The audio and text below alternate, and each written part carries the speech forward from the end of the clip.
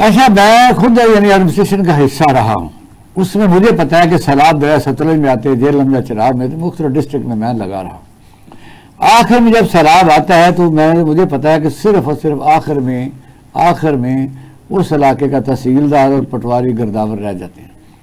پھر ہم لوگوں کو نکالتے ہیں، فوج پاکستان کشتیوں سے باہر نکالتی ہے، لیکن ان کی ٹینٹنگ، ان کی بورڈنگ، ان کی لاجنگ، ان کی روٹیاں، ان کا سارا کچھ، دوائیاں اشوائیاں، سارا یہ پتہ نہیں کہاں سے پھر وہ بیچارے لوگ ادھر ادھر سے لوگوں کو شامل کر کے کرتے ہیں۔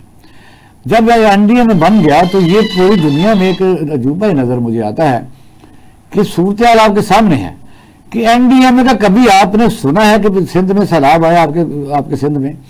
تو ابھی تک مکان بن رہا ہے، وہ ایک الیکشن کمپین کے لیے وہ دیتے رہیں گے، اگلے الیکشن کے بعد پھر کہیں گے 3,000 اور گھر بن گیا ہے۔ بالا کوٹ ریہیبلیٹیشن ابھی تک نہیں ہو سکی، ان کے بعد ریزرو بھی کھ نہیں ہوتا کہ ابھی کوئی ٹینٹ ہو 10,000، کوئی گندم کے ذخیرے ہوں 5 سال کی گندم ہو، آگے نکالتے رہیں۔ تو مطلب تو یہ ہے کہ یہ آپ کس طرح سوچتے ہیں کہ ہزاروں بندہ اس وقت اس بیٹھا ہوا کے پی کے میں، ہیلی کاپٹر وہاں یعنی وزیر اعلیٰ کا وہ گر گیا ہے، سینکڑوں لوگ مر گئے ہیں، یہ کون ذمہ داری کی؟ اسی طرح مرتے رہیں گے لوگ۔ دیکھیں شاہد صاحب، پاکستان کا اب تک 78 سال سے المیہ ہی ہے، there is no right person for the right job. جب تک ایسا نہیں ہوگا نا تب تک آپ کی چیزیں جو ہیں وہ صحیح سمت میں نہیں چلیں۔ اب مسئلہ یہاں پر یہ ہے کہ ہمیں ہر سال پتا ہوتا ہے سیلاب آنے ہیں، ہمیں ہر سال معلوم ہوتا ہے کہ بارشیں ہوں گی مونسون کی، اور ہمیں ہر سال معلوم ہوتا ہے کہ یہ تمام چیزیں جو ہیں ہمیں حفاظتی اقدامات اور ہمیں اپنے پریکاشنری ٹولز ہیں وہ ہمیں جو ہے یوٹیلائز کرنے پڑیں گے۔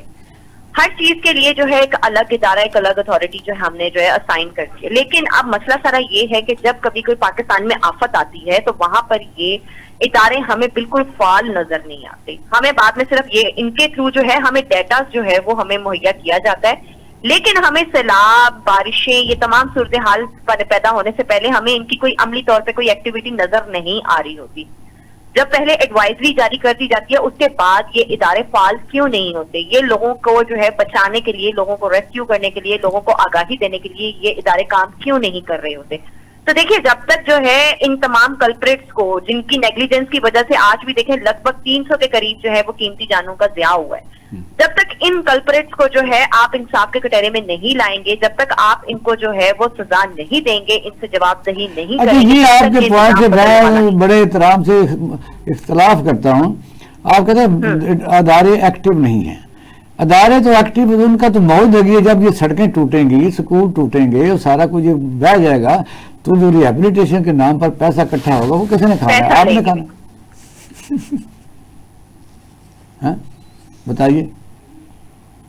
نہیں سر، میں یہی تو آپ کو بات کر رہی ہوں۔ دیکھیے یہ ادارے تبھی فعال ہوتے ہیں جب انہوں نے اپنے فنڈز اکٹھے کرنے ہوتے ہیں، جب انہوں نے ریہیبلیٹیشن کے نام پر جو ہے انہوں نے پیسہ وصول کرنا ہوتا ہے۔ لیکن ان کا جو ایکچوئل کام ہے وہ لوگوں کو ریسکیو کرنا ہے، وہ ان تمام معاملات سے وقت سے پہلے نپٹنا ہے۔ کیوں نہیں ہو رہا ہے یہ دیکھیے ہر سال ہم اسی بات کے اوپر رو رہے ہوتے ہیں۔ پچھلے سال کی اگر آپ فگرز نکال کر دیکھ لیں تو آپ کو لگ بھگ اسی طرح کے فگرز آپ کو نظر آئیں گے۔ مطلب ہر سال کی روش بن چکی ہے، ہر سال یہاں پر جو ہے وہ عام آدمی جو ہے وہ لقمہ اجل بنتا ہے، ہر سال یہاں غریب کی جو کوٹھڑی جو ہے وہ بہ جاتی ہے، ہر سال جو ہے وہ غریب کا بچہ مر جاتا ہے۔ یہاں پر کوئی اور کیوں نہیں پھر جو ہے وہ اس سب سے جو ہے وہ وکٹمائز ہوتا ہے؟ کیوں اس کا سب سے بڑا سوال ہے۔